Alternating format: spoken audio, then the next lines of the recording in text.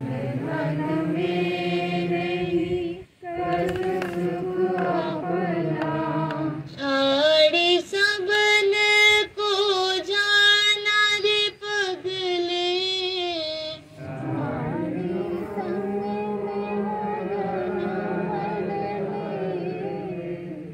छाड़ी सबन को जाना, सारी सब लोगों जाना, जीवन बार बार नहीं आवे, जीवन बार बार नहीं आवे, प्राण छूटे धन कौन काम के, प्राण छूटे धन कौन काम की, प्राण छूटे धन कौन काम के, प्राण छूटे धन कौन काम की, कृपण काहे को कहावे, कृपण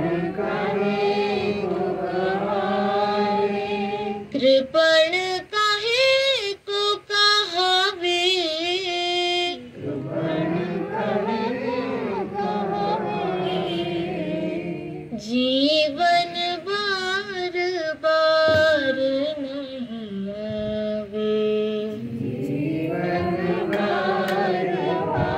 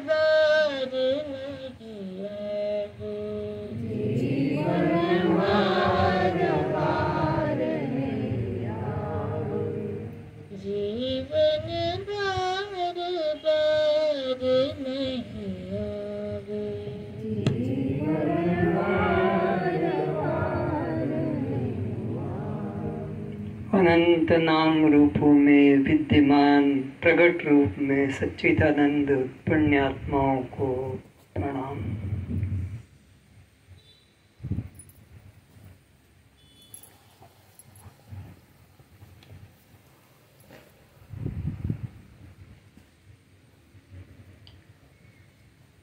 हर शास्त्रों में, हर धर्मों में मनुष्य जीवन को दुर्लभ कहा है। चाहे वे हिंदू धर्म को माने या न माने,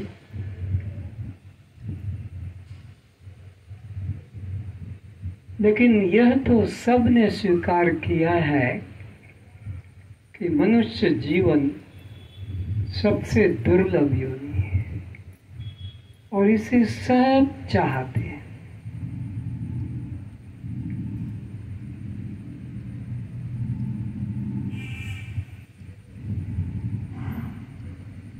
और एक तरफ यह भी निश्चित सिद्धांत है कि इस सृष्टि में इन झूठे संबंधों के लिए, इन झूठे परिवार के लिए तुम इतने इतने रोए हो कि ये सातों समुद्र का पानी भी थोड़ा दिखता अगर उन आंसुओं को संग्रह करके रख लिया जाना संभव होता, लेकिन आंसुओं को सुरक्षित रखना संभव नहीं हुआ, इसलिए तुम्हें बूंद बूंद दिखाई पड़ते हैं। लेकिन इतने इतने इतने परिवार बनाए, रिश्ते बनाए और उनसे इतना दुख पाया कि सातों समुद्र का पानी भी आपके आंसुओं के सरोवर कहो, समुद्र से छोटा हो जाता। और अभी कहा जा रहा है कि जीवन बार बार नहीं आवे। तो मनुष्य की आकृति मिल जाना ये कोई बड़ी बात नहीं है। चोर भी हैं, डाकू भी हैं, हत्यारे भी हैं, पापी भी हैं, लुटेरे भी हैं, हिंसक हैं। क्या इनके जीवन को मनुष्य जीवन कहा जा सकता है? कदापि नहीं। जिसमें अंतःकरण दया नहीं, प्रेम नहीं, समता नहीं, वो मनुष्य कहलाने का अधिकारी नहीं, वो तो पाषाण है।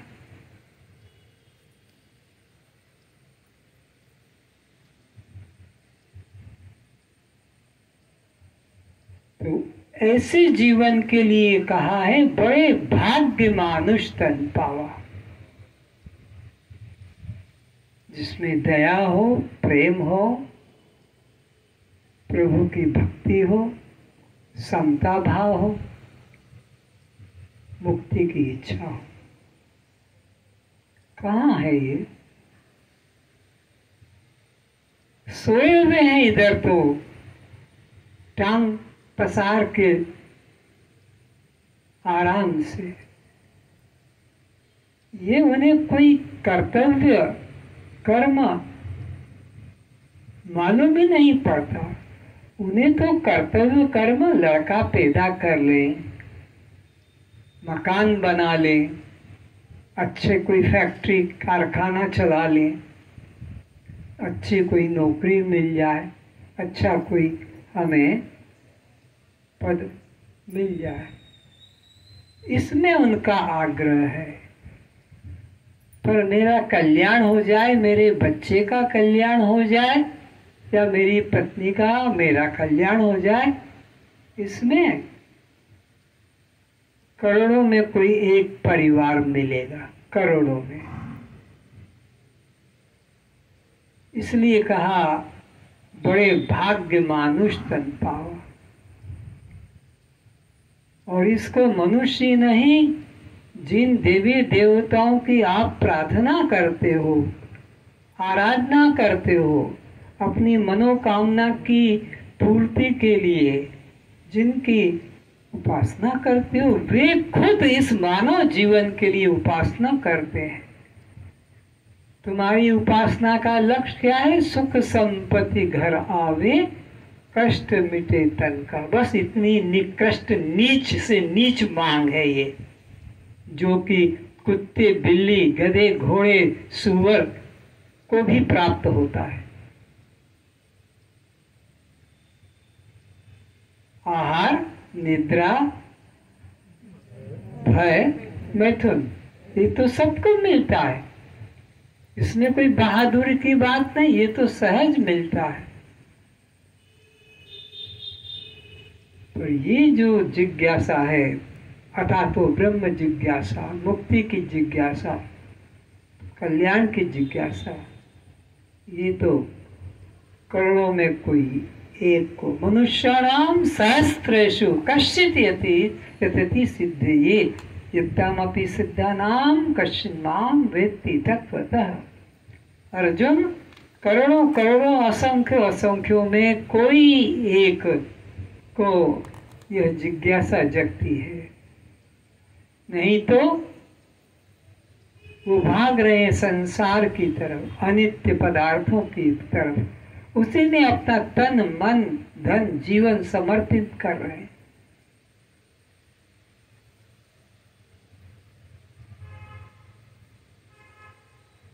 तो ये मनुष्य जीवन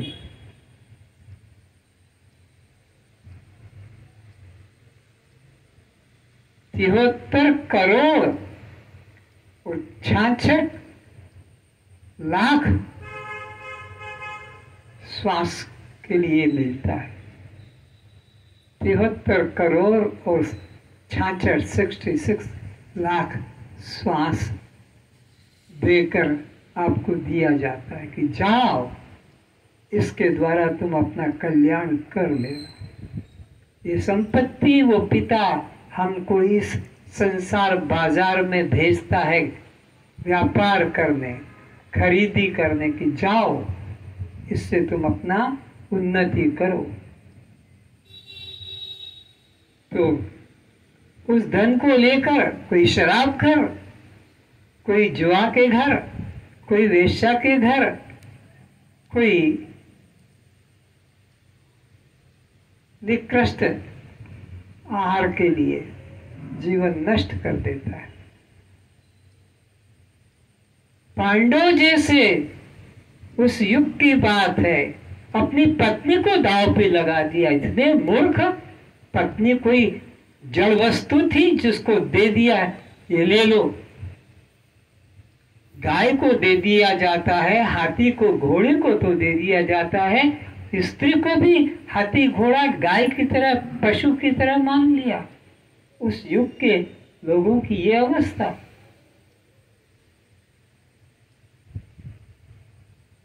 तो ज्यादातर संसार के अंदर हम अपना जीवन नष्ट करते हैं।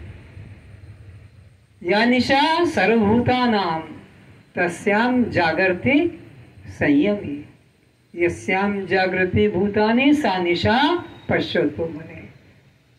जिन लोगों के लिए परमात्मा का मार्ग रात्रि के समान है, मरुभूमि के समान है, रेगिस्तान के समान है, जाना नहीं चाहते, रेगिस्तान में क्या मिलेगा, उनको ऐसा लगता है। और वही संसार का मार्ग ज्ञानियों को मरुभूमि की तरह लगता कि यहाँ क्या मिलेगा, दुख, अनित्यम असुखम लोकमिमम, यहाँ तो केवल दुख दुख दुख के अलावा कुछ है ही नहीं, तो इधर क्या जाना इन नाशवान पदार्थों की ओर। तो ज्ञानी के लिए जो दिन है, परमात्मा का मार्ग दिन की तरह है और संसार का मार्ग रात्रि की तरह है। और अज्ञानी भोगियों के लिए संसार का मार्ग दिन की तरह है और परमात्मा का मार्ग रात्रि की तरह है। तो कोई बेला इस ओर चलता है।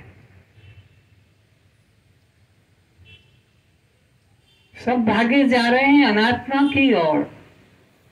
कोई उधर से निराश होकर लौटता है आत्मा की ओर। कोई एक आश्चर्यवत पश्यति कश्चित एनम, आश्चर्यवत वदति तथैव च अन्यः, आश्चर्यवच्च एनम अन्यः शृणोति श्रुत्वा अपि वेदनत्यो कश्चित्।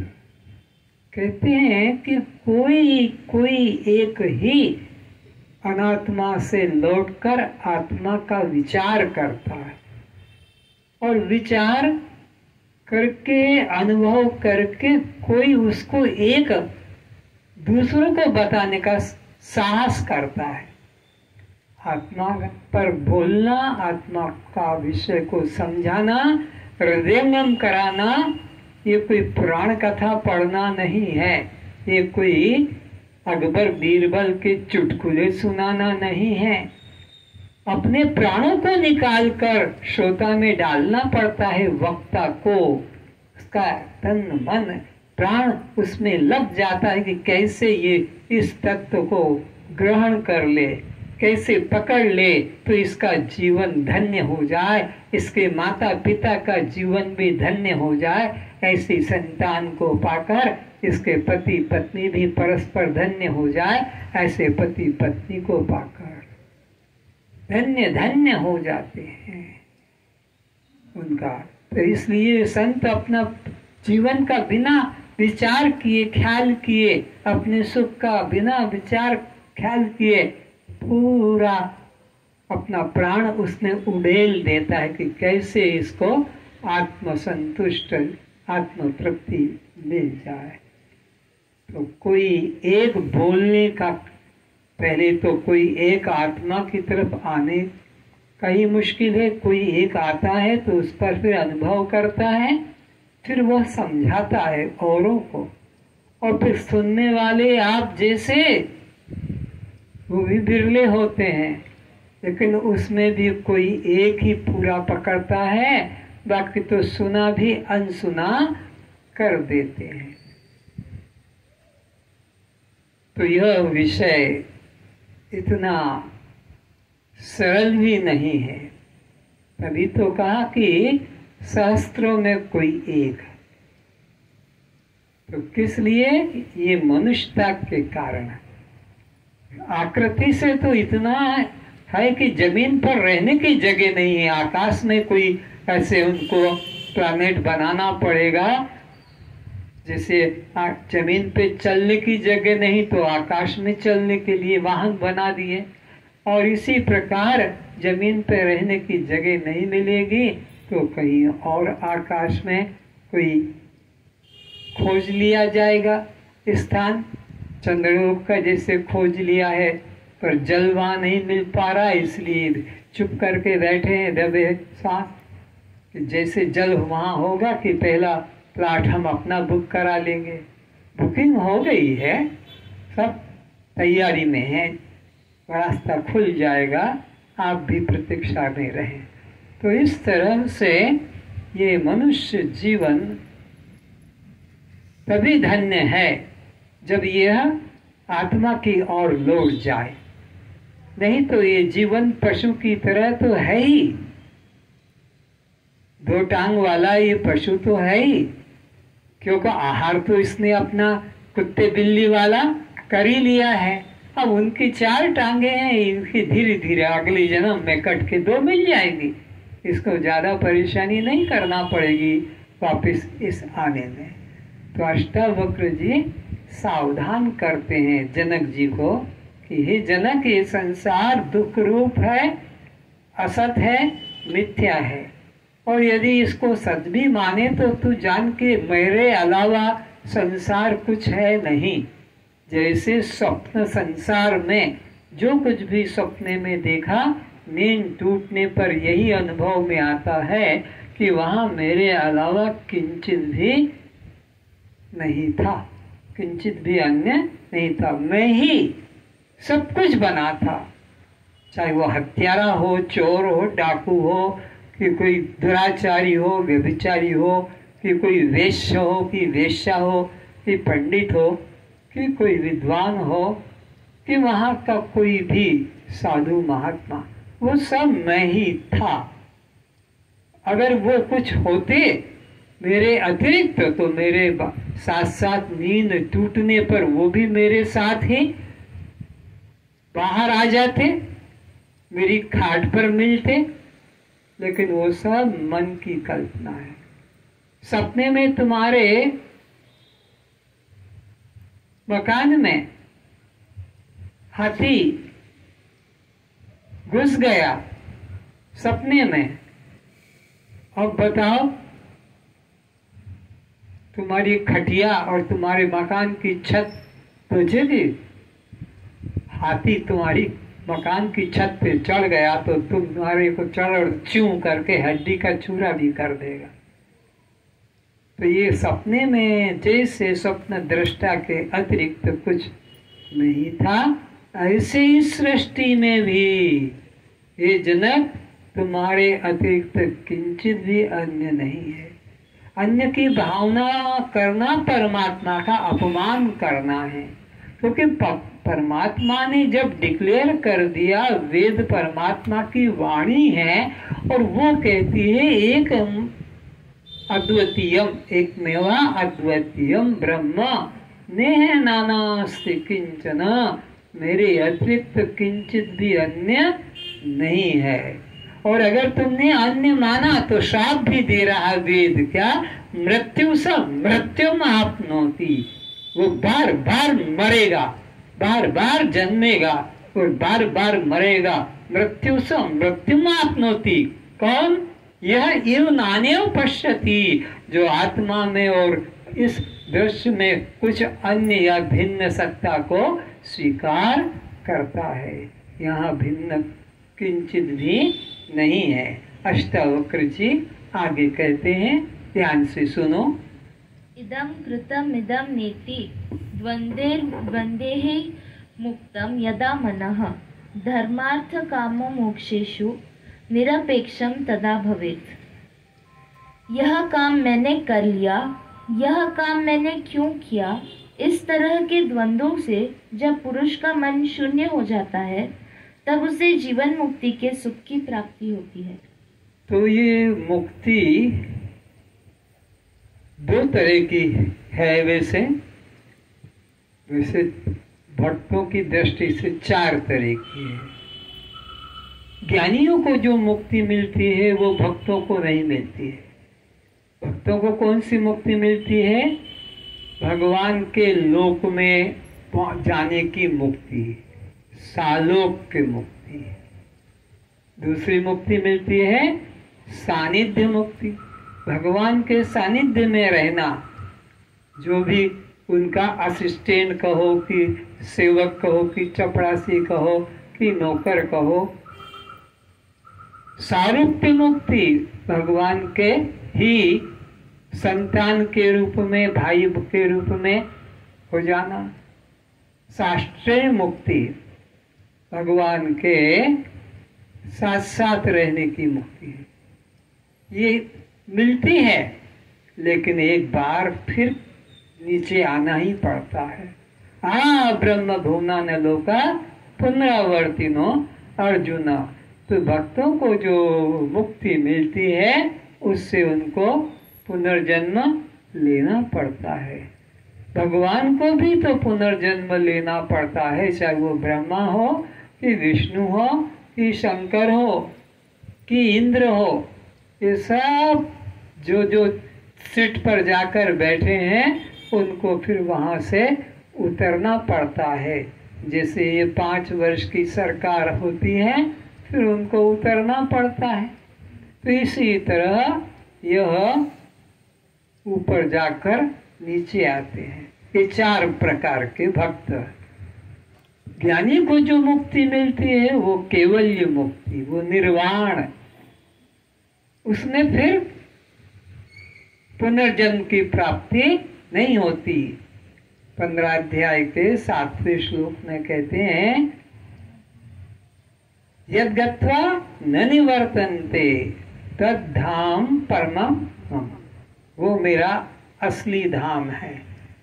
बाकी धाम में तो जाके आना पड़ता है, स्वर्ग धाम, बैकुंठ धाम, गोलोक धाम, शिव धाम, लेकिन वो परम धाम है, इसलिए उसको परम शब्द जोड़, ये धाम और वो परम धाम, वहां से वापस आना नहीं पड़ता। तो वो जो ज्ञानियों को मुक्ति मिलती है, केवल्य मुक्ति, वो और दूसरे किसी को नहीं मिलती, क्योंकि दूसरे सब भेद भक्ति करने वाले हैं। चारों प्रकार के जो भक्त हैं, वह कोई पिता मानता है, कोई भाई मानता है, कोई स्वामी मानता है, कोई सखा मानता है, प्रार्थना भी करता, तुम्हें माता अष्ट पिता, तुम्हें बंधुश्च सखा, तुम्हें विद्या द्रवणम, तुम्हें सर्वम मम देव देव। ऐसी ये प्रार्थना है द्वैत की, तो उनको उसका फल भी वही लोकांतर की प्राप्ति होती है, फिर आना पड़ता। पर ज्ञानियों को केवल्य मुक्ति मिलती है, इसमें भी दो भेद है, जीवन मुक्ति और विदेह मुक्ति। जीवन मुक्ति का मतलब है जब तक जिएंगे पारिवारिक जीवन निर्वाह का काम, प्रारब्ध भोग सब होते रहेंगे, लेकिन साक्षी बनकर, दृष्टा बनकर, अकर्ता रहकर। और फिर शरीर रहते हुए भी शरीर में नहीं रहते, उसको कहते हैं विदेह मुक्ति।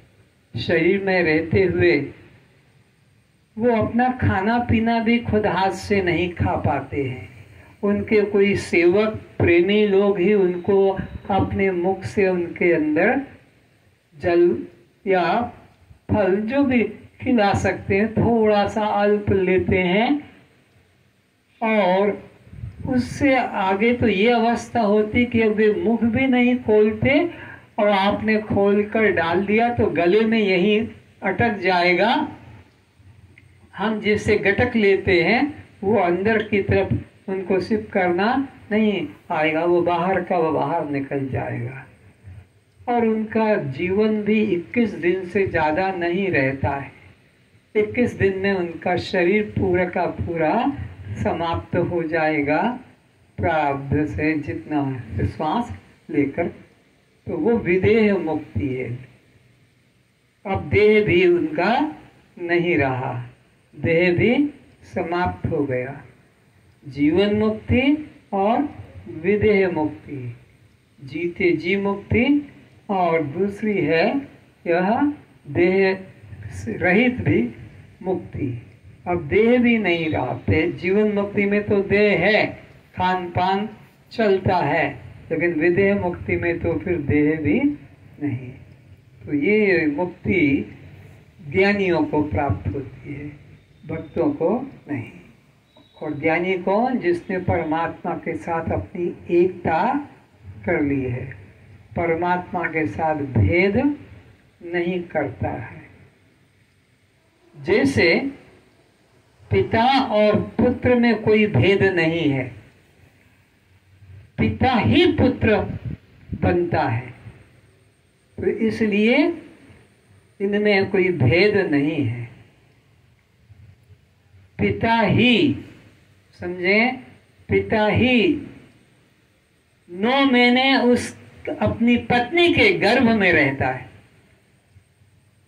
पुरुष ही 9 महीने पत्नी के गर्भ में पड़ा रहता है, और वो पुरुष ही फिर बच्चा बनकर पैदा होता है। तो इसलिए पुत्र और पिता में सजातीयता है, एकता है। ठीक इसी तरह परमात्मा और जीवात्मा में भी सजातीयता है, एकता है, क्योंकि वो परमात्मा का ही तो पुत्र है। ईश्वर अंश अपने अंश से अलग नहीं है। तो अब अलग मानना, यह तो दुष्ट पुत्र की बात है, जो बाप से बेटा अपने को अलग माने कि मैं इसका बेटा नहीं हूं, मैं कुछ और हूं। ये बाप का अपमान कर रहा है। ये दुष्ट पुत्र है जो पिता को पिता नहीं मानता। पति को पति न माने, पत्नी को पत्नी न माने और कुछ माने, तो यह उनका संबंध अनीति का है। तो ऐसे ही जीव ब्रह्म की संतान है, तो ब्रह्म से अलग नहीं है। हम उसके पुत्र हैं, तो वो सच्चिदानंद, हम भी सजातीता आ गई। तो अब उससे अपने को अन्य मानना कि वो अलग है और मैं अलग हूं। भाई भाई में बंटवारा हो जाता है, व्यापारियों में जो पार्टनरशिप करते हैं, फिर अलग अलग हो जाते हैं। जीवात्मा परमात्मा में इस प्रकार का बंटवारा, इस सृष्टि का तो मालिक है, इधर का मैं मालिक हूँ, इतनी संपत्ति तेरी, इतनी, ऐसा नहीं। जीव ब्रह्म ही है, जीवो ब्रह्मेव केवलम, ऐसा ही उपनिषदों में कहा है। अलग मानोगे तो फिर मृत्यु से मृत्यु को ही बार बार तुम्हें भोगना पड़ेगा। अब ये तुम्हें विचारना है कि हमें क्या रुचिकर लगता है। बार बार माँ के गर्भ में जाकर उल्टा लटकना और उसके मूत्र द्वार से उस मल से, कीचड़ से निकलना हमें अच्छा लगता है। जो मासिक धर्म में घृणा के पात्र बन जाती है। मासिक धर्म जब महिला को होता है, उसके योनि द्वार से जो मलिन रक्त निकलता है, उस रक्त का ही तो ये तुम्हारा हमारा शरीर है, जिसको आज हम इतना गर्व करते हैं और उससे माँ से या पत्नी से नफरत करते हैं। ये उसी का ही तो शरीर है। तो क्या उसी गर्भ में फिर जाने की इच्छा है? क्या उसी मल रक्त को पान करना है? अगर तुम्हारा मन भर गया हो उसको चाटते चाटते, तो फिर अब परमात्मा का मार्ग पकड़ लो भाई। ये बहुत दुर्लभ जीवन मिला है और बहुत अल्प है, बहुत गई अब अल्प रही है, वो भी जाए व्यतीति रे, एक दिन वो भी खत्म हो जाएगा, पता नहीं कौन सी श्वास होती। तो अब अष्टावक्र जी के वचनों को ध्यान से सुनो और जो वो कहें उस बात को पकड़ लो, उसमें फिर कुछ भी वो चू चपड़ मत करो, इतना मानूंगा कि ये नहीं मानूंगा। जिस ज्ञानी